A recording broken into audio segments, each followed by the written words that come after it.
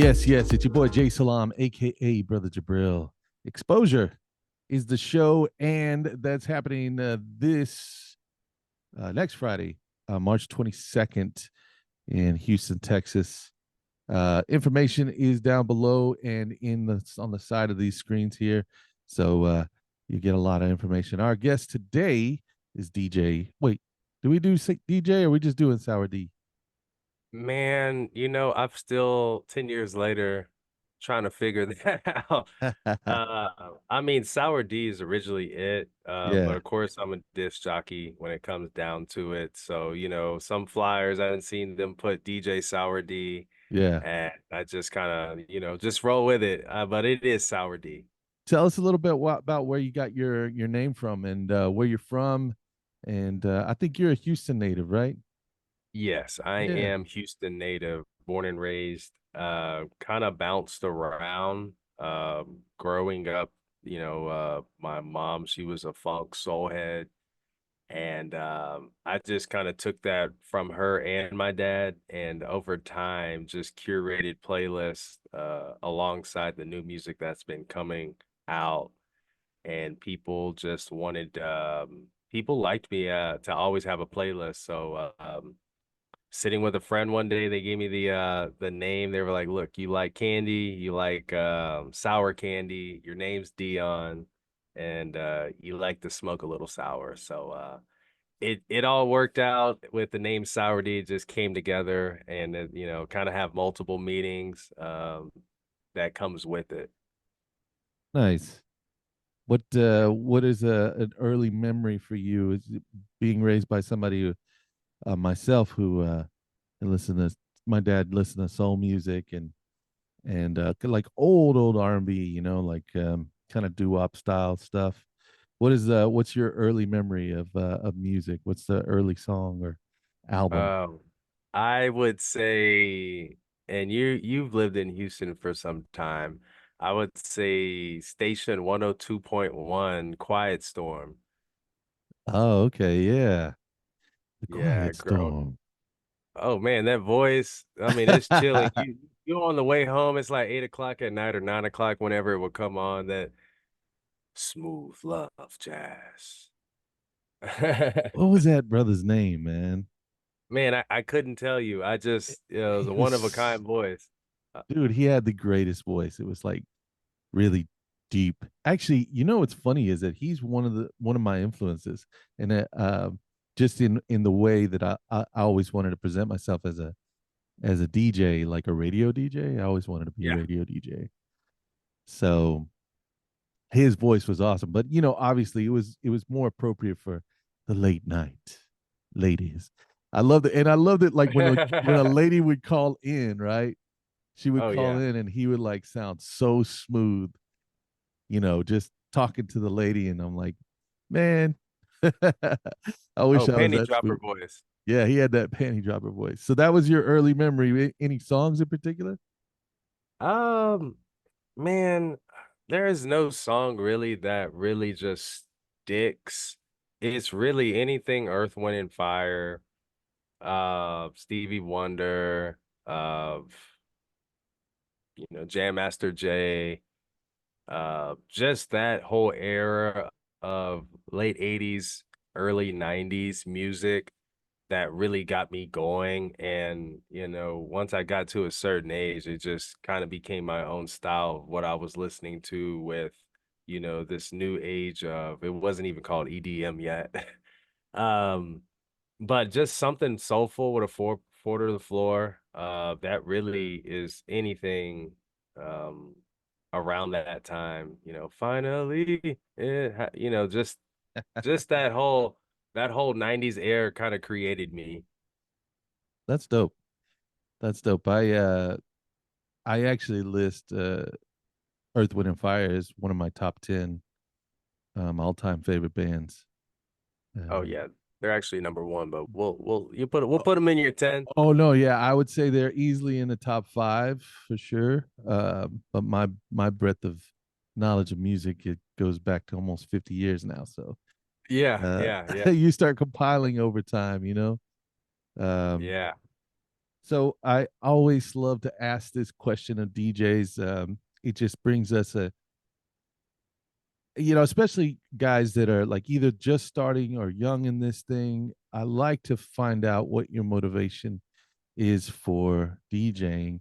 And so I asked people to do that by or illustrate that by finishing the sentence, I DJ because.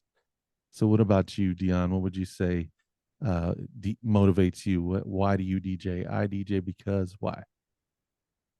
I DJ because it feels good to be able to dictate how good someone's evening was, or night, or time out. Being able to get people to relax after a long day of work or a long work week, being able to be like that toe tapper that got them toe tapping. There's a lot of people, before my time, they say, get your back up off the wall, dance, come on. I like to be that person for this new age of music. As a DJ, it just feels good to, get the person that is the hardest to dance, get them moving. And once I've, accomplished that, I feel good myself as a DJ or a disc jockey that was able to do that. Just, curating a good playlist for people to enjoy. You get the satisfaction of you enjoy the satisfaction of connecting with people. I know you and I talked about that. Like you said, you described yourself as a crowd watcher, and I think a lot of DJs operate off that same idea. I kind of go a little bit deeper, and I say that there is a metaphysical connection. Not to be too hokey, of course, but like I really believe there is a metaphysical connection between a DJ and a dancer that you can't have this like ongoing conversation back and forth like, oh, I like what you're doing there, but can you do this? You just have to feel that out, right? and um Yeah. and I Yeah. think that's what's really special about being a crowd watcher or a somebody who's trying to connect with the audience. Yeah. I think you see a lot of stuff on social media where people are, always DJs, I should say, are always complaining about how um these people come up to them, can you do this? Can you do that? I kind of feed off of that. As a person who started DJing around uh multicultural people. So like I always try to have everything in my bag, and of course I'm not gonna have like the actual song, but something within my range of what my spectrum of music. So if I'm playing like tech house, for example, and somebody wanted to listen to, Billy Ray Cyrus or something, I'm gonna have a remix and it's gonna sound good. And it might have a black lady in the back. So Wait, you um, got a tech house remix of some Billy Ray Cyrus shit? yeah, you look, let me tell you, it's Yeah. all about digging. And there's always somebody creating a track that is you're like, man, how did they create this and make this kind of remix? So I'm always looking for that, because having that in your bag when it's least expected, you're gonna get that one person to dance that you weren't expecting to dance. And they might, depending on the type of spot you're at, they might tip you. They might show some love, give you a follow on social media. So it was that one song could have did it for that person. I like that. I like that attitude. That's nice. That's very romantic. I think a lot of times guys would just be like, listen to what the fuck I'm playing. Yeah, yeah, yeah. Shut There's up a, and there's a lot of dance. that. A shut up and Mm. dance kind of attitude. I respect that. So Yeah. let's talk a little bit about support. Like, who would you say supported you the most in your musical journey? And it doesn't have to be a person, it could be a place, could be a venue, an environment. Who do you feel like most supported you in your journey so far? Oh man, there's I can't say one person or one venue. I had some people along the way, just like any kind of role in life. You see a lot of people, things come and go. I will say for the people that came, they supported me and they still support me. I don't have I don't have any, I mean, of course everybody's got some haters or some people that, won't support you, but I haven't really found those people. Everybody that's crossed my path in my journey has been a real good supporter. Anytime I come out with music, I came out with an EP that it was my first legit EP that I put out called House Chronicles EP. And man, I got to sell out the whole venue. The venue was called The Dive. And I want to say at least 75 people came out just to support, what I had going on that night. So, man, it's just a blessing to have, a lot of supporters and people behind whatever I'm bringing to the table. I dig that, man. Yeah. It's good when you have the support of just of not only just people that are like your cousins, friends, whatever, but it's also you're doing something when you start reaching other people that are outside of those circles, right? You're always going to get support from family, right? You're always going to get Yeah. support from people who taught you, your mentors, etc. But when you have that connection with other people and they start to filter in, you feel validated as an artist, right? A lot of times we struggle so much with being relevant also in the scene, because there's so many new things coming and people's attention spans are so short that you feel like, man, I just want to stay connected with this and this feeling. I caught the I bug a will long time ago. Yeah, I want to touch on that. We see a lot of people, friends, people on the social media that are always struggling. Even myself, I find myself in such a rush to uh get my day going or get life going. And I will say life throws so many curveballs. And I think the more we're living and more we're in this technology age, it's the more of I want. Before you know it, it's 8 o'clock, it's 9 o'clock. You haven't even made enough time for your day. You just been working, you've been grinding, and a lot of people get discouraged behind it, but I will say just try to find what is going to make you comfortable and get those tasks done so you can sit, and create. Um, it's kind of hard to create sometimes in such a busy, especially a busy city like Houston. There's so much talent here. We see names and all these big names coming from all these little small towns, and uh, it's they have the downtime or the relaxation in their mind to actually create Yeah. versus in a city like Atlanta or Houston where you wake up, your work shoes on, you out the door, you won't be back home for another 10 or 12 hours. And you got to find that fine line to where it's going to allow you to create and have time for yourself. Yeah. That actually helps segue into my next question, which is, do you have a particular time of day or a situation where you feel the most creative, where you feel like you can be the most impactful in what you're doing? Yeah. You know what? It's really not a time of day. It's more of along the lines of moving things uh out of my way to have that time. Like my full-time job, I'm an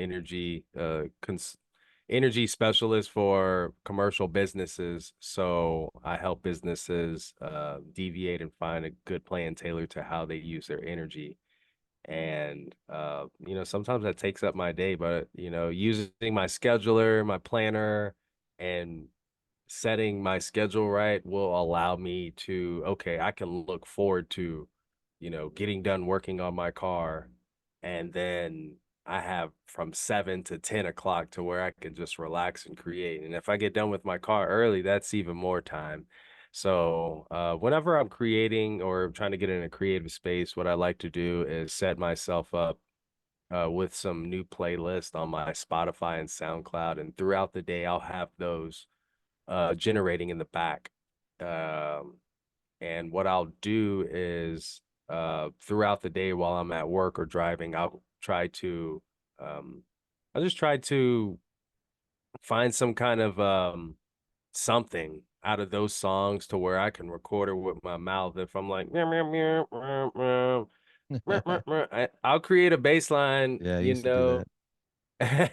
I'll create a bass line and record it, and I'll go home and I'm like, okay, this is what I made earlier. Let me see if I could still generate that idea. So that's really my how I create. And it's different for everybody, but I always just try to encourage people, make time for yourself because another thing, a lot of Oh, artists I nowadays, want before we move on from what you were talking about, you ever forget about those little voice notes and then come upon them like maybe a year later or maybe even a couple months later and you're like, what the hell?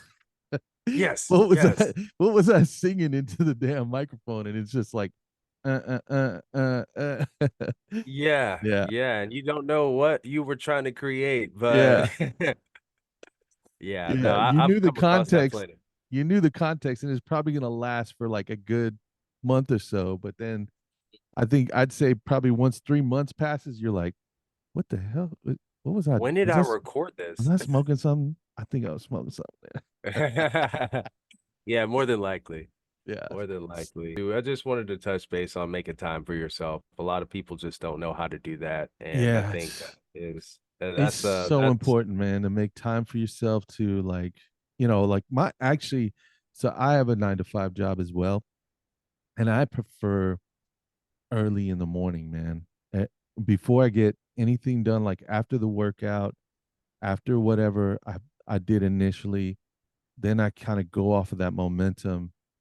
And I had a friend of mine, shout out Steve from Anecdotes, is a punk rock band in Arizona. He used to tell me that he writes, kind of these pop punk lyrics and stuff. And, he was telling me, man, the first thing I do in the morning after I wake up and I have my first cup of coffee is I just start trying to be creative with lyrics. And he's like, I just don't even worry about words or structure, sentence structure, nothing. I just start writing it down because that's when my brain is the most active. Maybe I slept well, maybe the coffee's kicking in well, or whatever the situation is. He was like, that's when I like to write. So yeah, that's why I like to find out when people really feel they're most creative. and I will say with our generation and to touch base on something you said earlier, as far as like we got to create with this new day and age of music. The music we really look forward to and listen to, if you think about it, is this music we grew up on.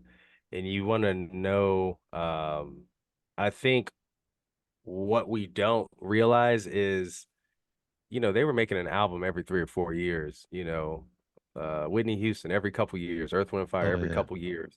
And it's just because they gave themselves time to create, it's all about content now, Well, content, that's content, hard content, work. content, It's hard and work. you want I, to be so relevant. I would say, God, I hate name dropping, but let me just say, like, I would say that. So one of my best friends, I have a couple. I've been lucky enough to be really close with a bunch of guys. These guys write all the time. I mean, all the time. It's a little bit more stressful, I would say, even when you're trying to, especially if you're trying to make a living doing it, to write that much music. And some of it's not going to get played, some of it's not going to get published, some of it's not going to get picked up. But they just work, work, work, work, and work. And you know, a body of work from a professional DJ slash producer can be much more than even some of these artists. Now you take a band like Earth, Wind, and Fire. I mean, that's a lot of work, and I Yeah. mean, you got to write parts and you got to agree on parts and things like that. So Yeah. I think it's important though, like for mental health, you got to take care of yourself too. Take your time, enjoy the process. When it stops being fun, that's when you should kind of hang up the headphones or whatever. Yeah, yeah, or at least for a bit, because everybody likes to be creative in their own sense. You just gotta find you can't get burnt out. You gotta love the process and not force it, because a lot of the times we'll catch ourselves forcing it, get burnt out. Do I really love this? Is this really meant for me? You start asking all these doubtful questions like, what are you doing? No, you got it, man. Like all you gotta do is just take your time with it, like especially when I know when you got started off DJing, you're looking over people's shoulders, you're asking if I can come over them. I bought a couple albums, let me come, let me come Definitely. play with you. And it was all love. And I think it's good practicing that kind of love, um and keeping that fresh in your mind. Why don't you give people a heads up on how to find you, websites, social media, etc. Yeah, so I'm on Facebook, Sour DJ House. Um, I'm on Instagram, Sour D. What is my Instagram? Sour DJ 91. That is what it is. And my I have a webpage, sourdhouse.com. And we'll put all that in the descriptions and all the info for you, because knowing me, I probably said the wrong thing. Well, I hardly your remember myself. your Instagram tag is going to be on the screen, so you guys can go to that, as well as we'll have you tagged on some of our social media stuff. And yeah, of course, the information will be listed down below. Well, I want to thank you for spending time with me, man. I appreciate it. Do you got any shout outs you want to give? Man, family, up above, girlfriend's been super supportive. Shout out Alyssa. My roommate DJ Onket, Junglist. Man, Greg, amazing. OG Greg, shout out to Greg. And just DJ anybody Nimbus. who's supporting me. Anybody that support me. Music coming out here in the next 2 months, so be on the lookout for that. I can't even give y'all a little taste yet, only if you show up in the clubs. Ah, there you go. Yeah, show up to the party. Also, you're gonna be playing with your cousin. Yes, Mike, he's number one painter in Houston. He does Shout out MTA. murals. MTA is going to be doing a back-to-back with me on the 22nd at Exposure here in Houston. So look out for that. We do plan on getting out of Houston as well. We want to be in ATL and some of the other urban cultured cities to get this sound out. So just be on the lookout. Word.